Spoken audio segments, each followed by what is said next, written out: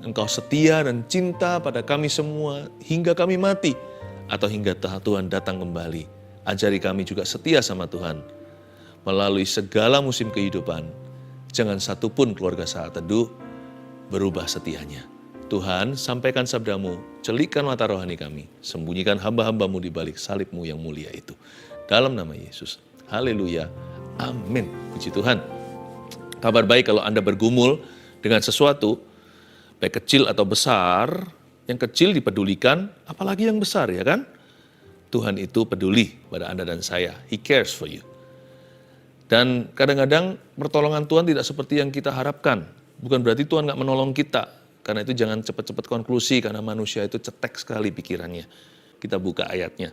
Kejadian 32.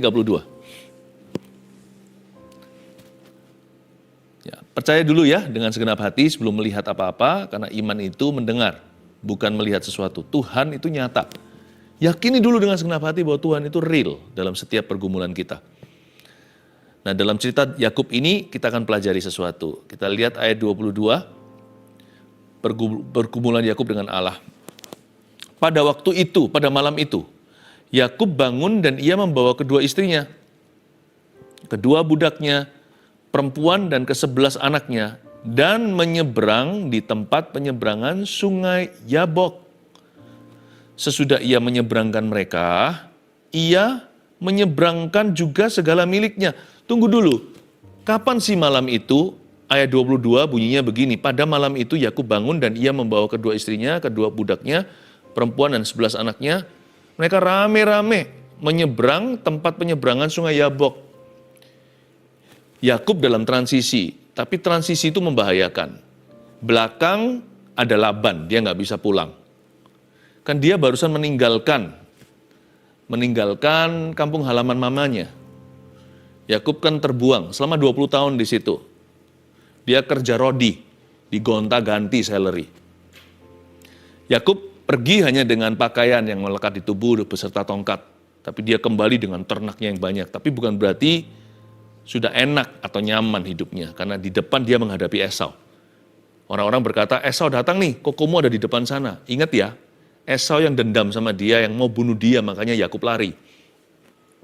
Esau ini dendam kesumat karena diambil hak kesulungannya, ditrik lah ceritanya, ditipu daya.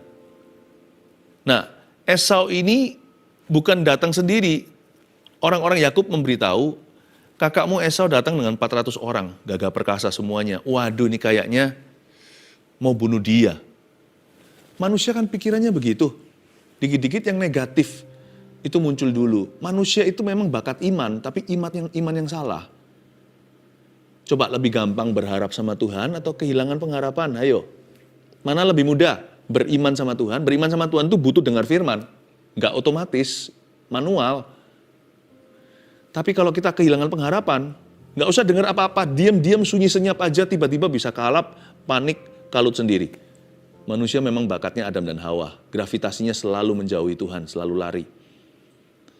Daud nggak bisa lari nih, posisi dia kejepit, depan kena, belakang kena, gimana? Pernah nggak kita berada di dalam posisi seperti itu? Supaya Anda mengerti, sebelum nanti muncul seorang malaikat bergulat, yaitu Yesus Kristus di Perjanjian Lama, hadir sebagai manusia, bergelut dengan Yakub.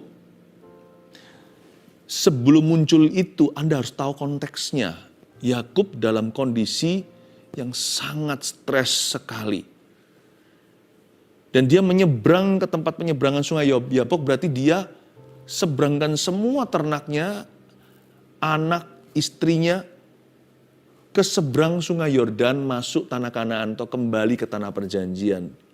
Inilah terakhir kalinya Yakub menginjakkan kaki di sebelah timur sungai Yordan. Dia masuk ke sebelah barat. Dia kembali pulang ke rumah ayahnya Ishak.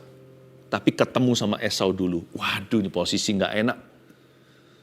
Ini posisi susah bagi dia. Dia stres luar biasa. Dia ketakutan setengah mati.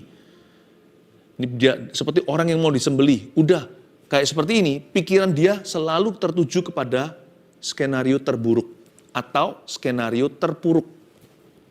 Ingat ya, Percayalah kepada Tuhan, jangan bersandar pada pengertianmu sendiri.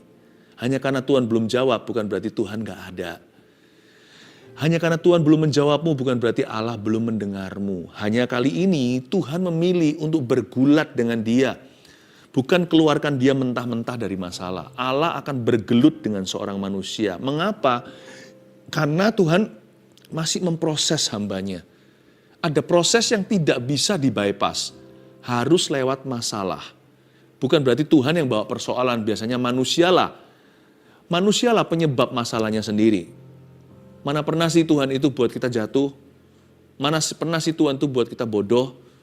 Manusialah yang selalu ambisi. Manusialah yang selalu gegabah. Tapi Tuhan bisa pakai loh. Problema kita itu membentuk kita menjadi seperti Kristus.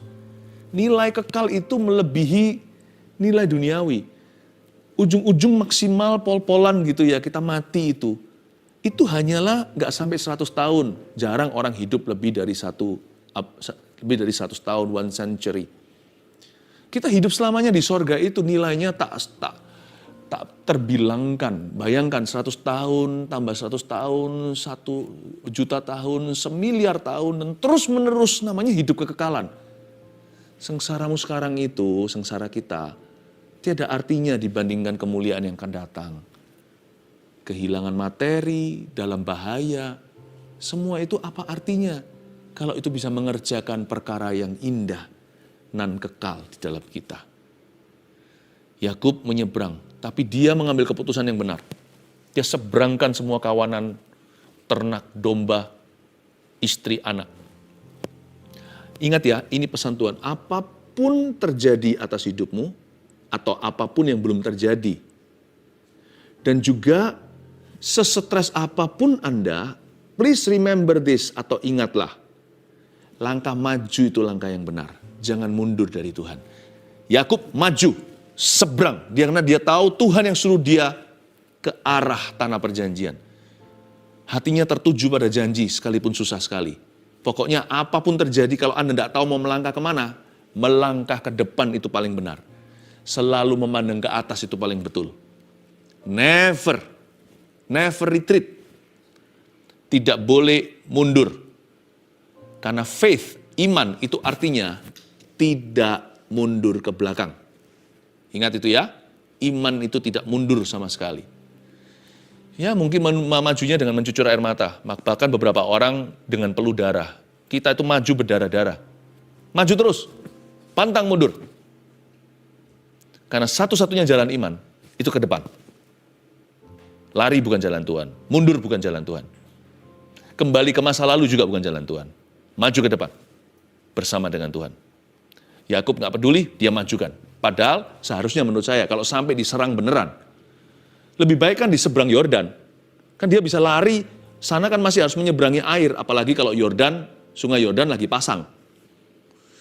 Kalau saya jadi Yakub main aman, udah di seberang sungai Yordan, di sisi kanan atau di sisi sebelah timur. Dia seberangkan dulu. Itulah iman. Iman itu percaya dulu, melihat nanti. Ayat 23. Sesudah ia menyeberangkan mereka, ia menyeberangkan juga segala miliknya. Lalu tinggallah Yakub seorang diri. Dan seorang laki-laki bergulat dengan dia sampai fajar menyingsing.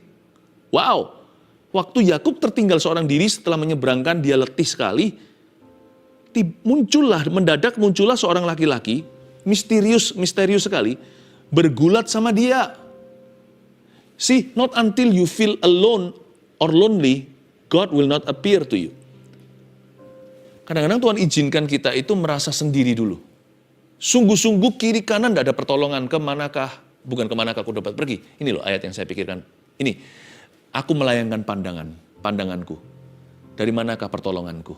Pertolonganku bukan dari gunung ini, gunung itu. Pertolonganku datang dari Tuhan, the maker of heaven and earth. Pembuat langit dan bumi. Tuhan izinkan Yakub seorang diri. Itu bagi kita alone. Atau mungkin tidak alone lah, kita ada orang di kiri kanan. Tapi kita feeling lonely. Itu saat tepat untuk mencari wajah Tuhan. Saat indah, ku berhadapan denganmu. Memandang wajahmu Yesus kekasih jiwaku. Itu waktunya mencari wajah Tuhan. Nah, Bukan Yakub yang cari gara-gara loh ya. Bukan Yakub yang bergulat dengan dia. Coba baca sekali lagi ayat 24. Dan tinggallah Yakub seorang diri. Oke, kita mengerti. Tuhan tunggu sampai dia sendirian. Baru Tuhan mewahyukan. Dan seorang laki-laki bergulat dengan dia. Nggak tanggung-tanggung sampai fajar menyingsing sampai pagi. Ini yang saya sebut the wrestling Christ. Kristus yang bergulat. Ini Yesus Kristus. Di perjanjian lama, nanti ditanya nama, dia tidak mau beritahu. Karena sakral. Ini bukan malaikat. Kalau malaikat selalu memberikan identifikasi. Kalau Allah selalu berkata, aku adalah aku. Nggak usah tanya, nggak usah banyak tanya. Kamu tidak layak. Ini Yesus. Saya sebut Yesus sang pegulat. Dia menggulati atau bergelut dengan Yakub. Why? Karena Anda harus tahu sifat Yakub. Yakub itu alot sekali orangnya. Orangnya licin sekali. Bahkan terkesan bukan cerdik, tapi licik. Yakub itu orangnya banyak sekali lemak-lemak karakter yang tidak perlu. Bagaimana dia bisa menjadi bapak Israel kayak begitu? Tuhan harus gelut sama dia untuk mengkikis kedagingannya.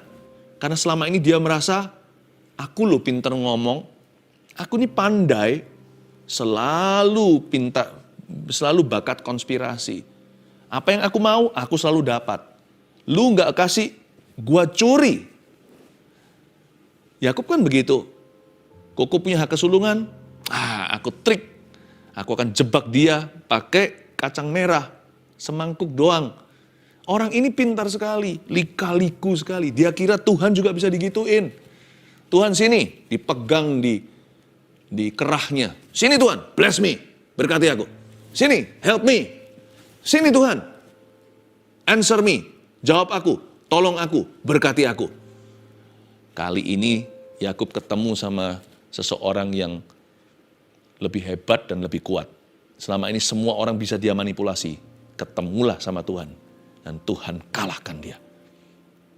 Yakub ini orang yang terlalu banyak. Dia ini belum menyerah sama Tuhan. Ini orang bukan hanya berulah. Orang ini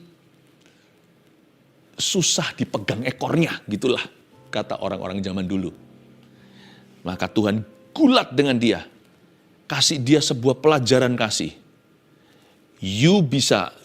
Kamu bisa memanipulasi siapapun. Tapi jangan lupa, aku ada di atasmu.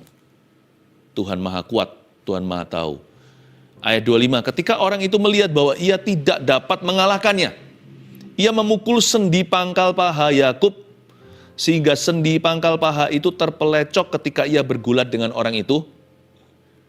Masa sih Allah tidak bisa mengalahkan seorang manusia? Loh, Tuhan Yesus tidak. Tuhan Yesus di sini, di perjanjian lama, seperti seorang malaikat, dalam wujud manusia berjumpa sama Yakub.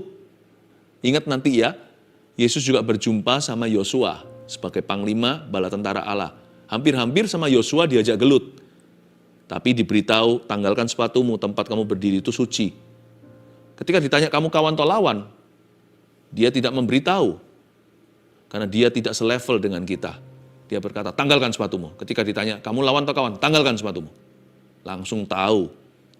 Malaikat tersebut bukan malaikat biasa dan tidak berada di liga kita. Waktu ini juga dia gelut sama Yakub. Nih, saya ajari kamu untuk menundukkan diri sama aku. Saya ajari kamu bagaimana caranya untuk berserah. Saya ajari kamu bagaimana nurut. Saya ajari kamu bagaimana tulus. Saya ajari kamu untuk tahu diri. Bahwa kamu adalah kamu, aku adalah aku. Kau tidak berhak kecewa sama aku. Siapa kau kira dirimu? Wow, Tuhan datang gelut sama dia. Ayo, dibutuhkan persoalan kadang-kadang membuat orang keras itu untuk menunduk. Dibutuhkan problema untuk membuat orang yang hatinya itu lika-liku untuk bisa akhirnya seperti domba yang nurut sama gembalanya. Luar biasa ya. Dan orang itu nggak bisa mengalahkan Yakub. Kok bisa? Karena Tuhan di sini tidak pakai kuasa supranaturalnya. Fisik manusia, gelut semalaman.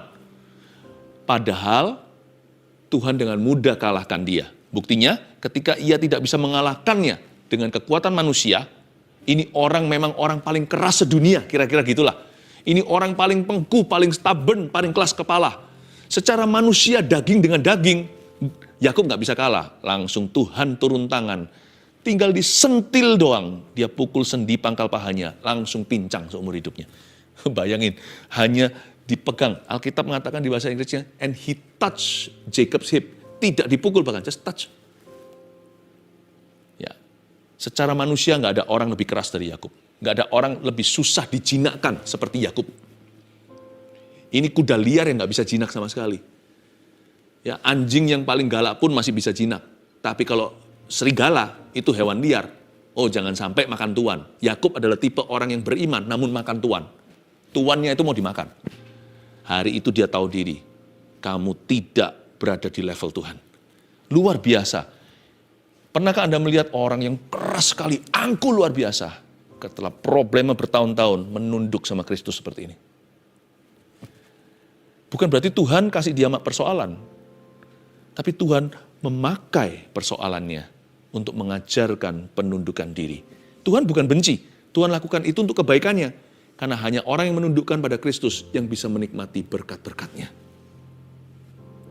Allah tidak punya maksud untuk membunuh, membinasakan. Itu iblis atau setan.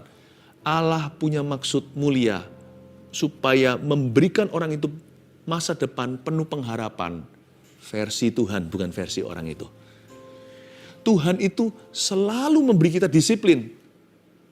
Tongkat gadanya bukan untuk menghancurkan, karena aku tidak punya rancangan kecelakaan. Tapi aku mau menambahkan sejahtera untuk sekarang, bukan berarti problemamu hilang. Supaya dari sejahteraku ini, nanti ku bawa engkau pada masa depan yang telah kurancangkan. Tuhan itu izinkan. Tahu nggak, problema itu juga satu versi atau satu cara Tuhan bergelut dengan kita. Tuhan bergulat. Tapi semakin dia merasa dirinya kuat, bisa. Yakub ini kan percaya dirinya luar biasa, ini over PD sekali. Dia merasa semuanya itu bisa dirancangkan, semua itu bisa dengan otaknya. Ini memang pintar Yakub ini. Apa yang nggak bisa sih? Hak sulung pun gua curi. Laban pun gua kelabui. Saya kelabuin dia. Apapun bisa. Hari itu dia ketemu dengan seseorang yang tidak bisa dia kendalikan, tidak bisa dikontrol sama dia. Dipukullah pangkal sendinya. When you feel you are strong, he will defeat you. Waktu Anda merasa Anda kuat, dia akan mengalahkan.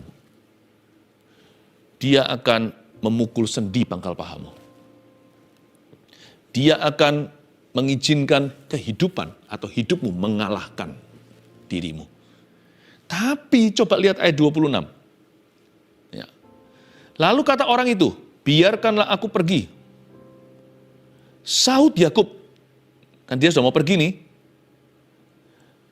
Biarkanlah aku pergi sebelum fajar ya, karena fajar telah menyingsing. Sahut Yakub, aku tidak akan membiarkan kau pergi jika engkau tidak memberkati aku. Kedengarannya masih ngotot ya, padahal enggak loh. Kalau Anda baca di Hosea 12 ayat 5, nggak usah dibuka. Di sana dituliskan bahwa Yakub itu dari kecil, dari kandungan belum bisa berpikir, sudah bisa pegang tumit kakaknya si Esau. Tapi kali ini ketemu sama malaikat, dia merengek. Alkitab mengatakan dia memohon kepada malaikat itu dengan siapa dia bergulat. Dia memohon kepada malaikat itu agar memberkati dirinya dan dia memohonkannya dengan mencucurkan air mata di Hosea. Kedengarannya masih ngotot, sahut Yakub kan? Ini bukan sahut-sahutan. Sahut Yakub di sini adalah erangan. Ketika dia berkata, Lord, dia menangis, I will not let you go. Dan dengan rendah hati dia berkata, bless me. Berubah tuh Yakub. Dari yang alot, keras, pengku, bersikuku, stubborn, sombong sekali, merasa bisa sendiri, nggak perlu Tuhan hanya tambahan. Aku pinter ngomong loh, fasilida, pinter otaknya, bisa memikirkan gimana caranya, strategi untuk mendapat yang kuinginkan. Wah, sehari itu dengan berserah, Dan dengan air mata, kata Hosea, dia berkata, please don't go. Jangan pergi. Bless me. Dengan air mata yang mulai berlinang-linang berkaca-kaca di kedua bola matanya. Dia memandang Tuhan dengan rendah hati dan menyahut begini, Lord, have mercy on me. Tuhan, kuserahkan jiwaku kepadamu. Berbelas kasihanlah. Wow. Kira-kira seperti itu gimana? Tuhan hajar dia kalau sudah demikian? Coba baca. Ya, ayat 27. Bertanyalah orang itu kepadanya, siapakah namamu? Sautnya Yakub, ayat 27. Ketika dia berserah, Tuhan langsung tanya, what's your name? Masa Tuhan nggak tahu? Tapi Tuhan suruh dia ngaku kalah. Tuhan suruh dia ngaku salah. Tuhan suruh dia ngaku tak berdaya. Sahutnya, Anda bisa rasa nggak? Sautan kali ini penuh dengan getaran. Sautnya, ya, Yakub.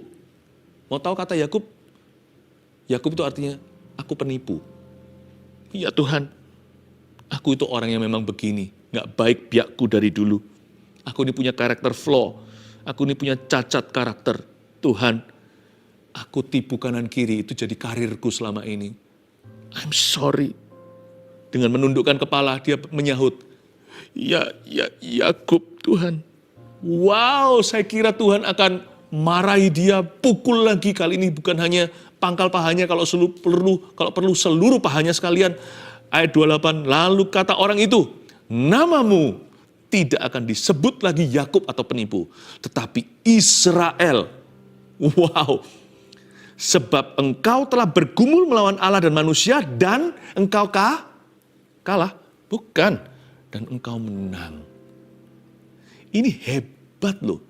Ketika Tuhan tanya sama dia, namamu siapa? Yakub. Di situ dia hancur hati, saya bisa bayangkan dia menangis. Tadinya gelut gagah perkasa. Lu kira lu siapa? Aku Yakub, kamu gak tahu ya?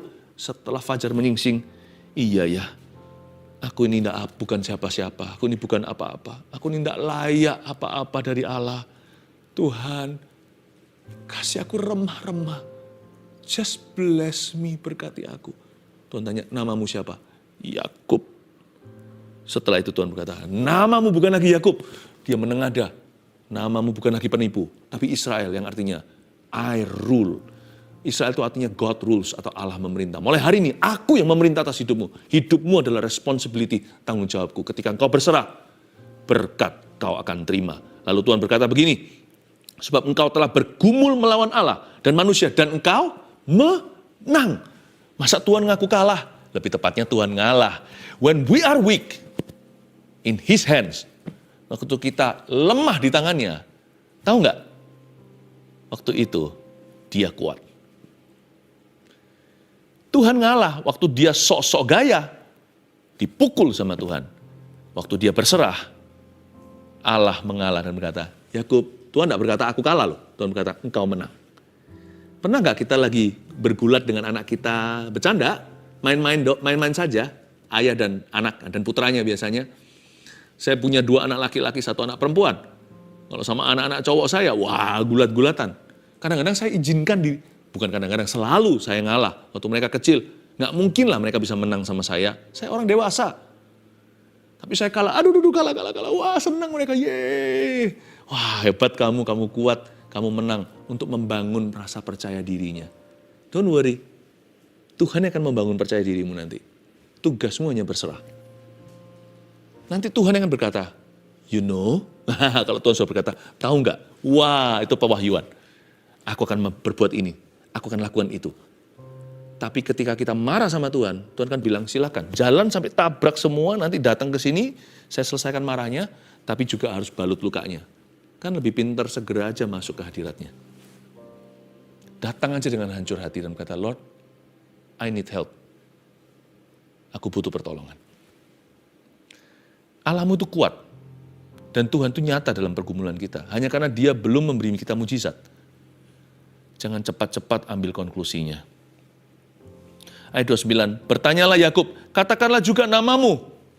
Tetapi sautnya, mengapa engkau menanyakan namaku? Lalu diberkatinya lah Yakub di situ.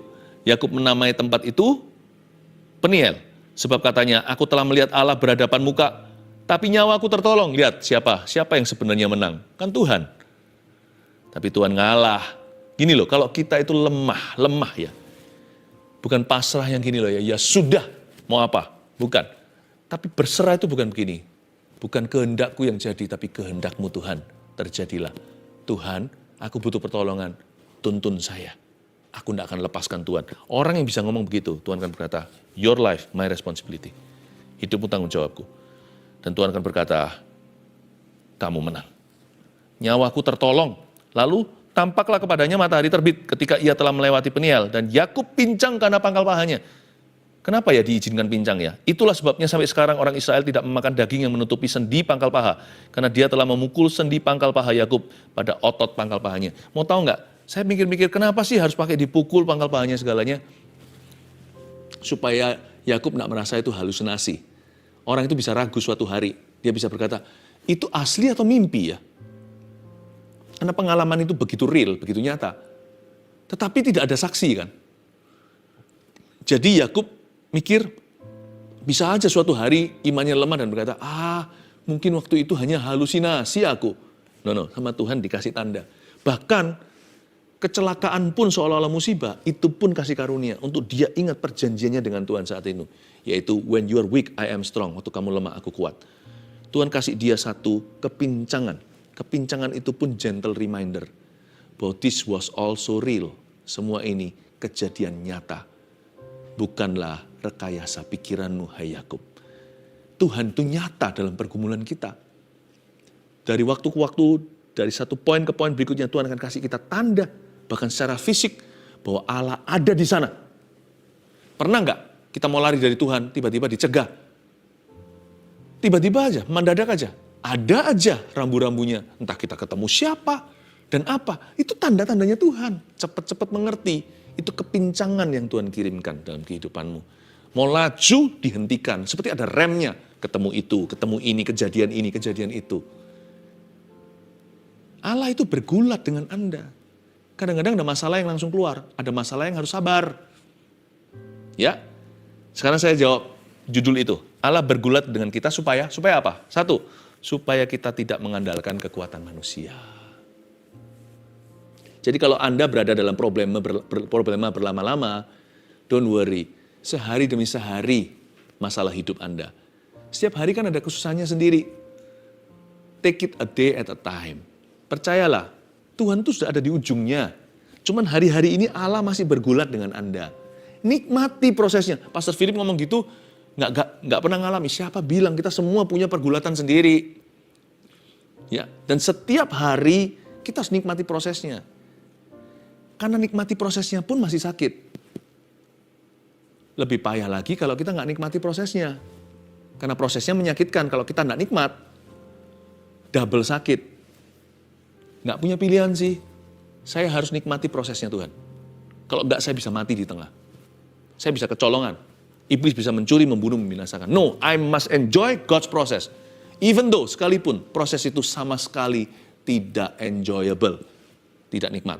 Siapa sih suka ketika diproses oleh Tuhan? Bukankah dikatakan di Alkitab, ketika Tuhan menyesah anaknya?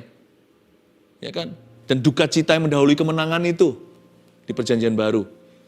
Siapa? Ketika seorang itu didisiplin sama Tuhan, itu tidak mengenakan. Tapi nanti coba bayangkan, tuaian kebenaran yang akan dia raup dalam hidupnya setelah masa-masa susah.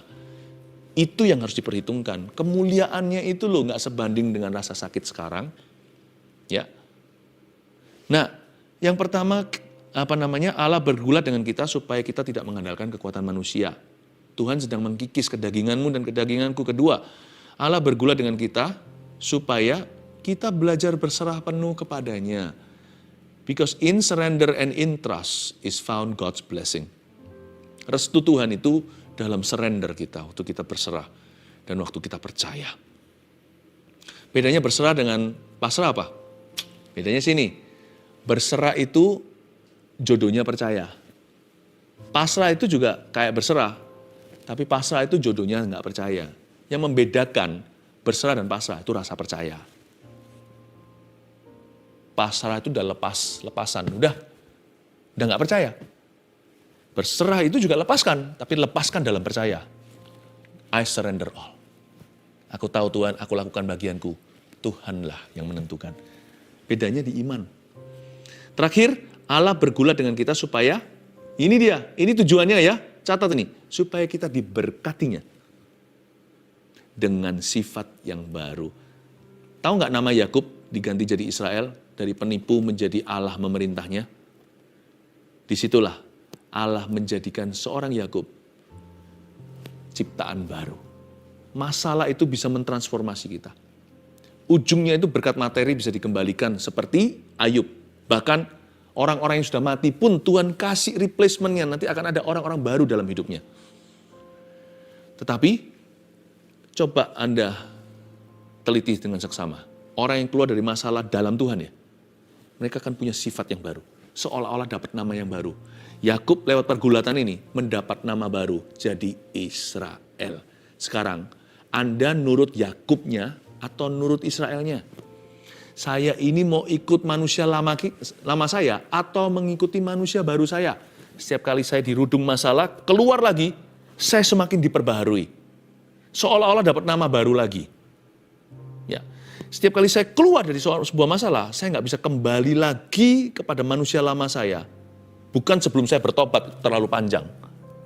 Ya, terlalu di belakang. Saya nggak akan bisa kembali ke manusia lama saya sebelum saya masuk masalah itu. Karena setelah saya masuk masalah itu, saya keluar jadi ciptaan lebih baru, saya jadi lebih dewasa. Saya jadi lebih tough, lebih kuat orangnya. Bukan jadi lebih pintar sih, tapi jadi lebih bijaksana. Masalah yang ku alami belakang itu nggak perlu di-hair lagi di depan. Dari sekarang sampai saya mati, atau sampai Tuhan panggil kembali. Saya tidak akan pernah melakukan kebodohan atau kesalahan itu lagi. Karena masalah tersebut mengajarkan saya hikmat-hikmatnya. Sehingga saya berjalan makin lama makin kuat hendak menghadap Allah di Sion. Tahu nggak? Di ujung setiap problema kita ada sifat dan nama baru yang Tuhan berikan di dalam kehidupanmu. Itu pahalamu membuatmu berjalan dalam berkat-berkat Tuhan seumur hidupmu. Look at that. God is blessing you. Haleluya.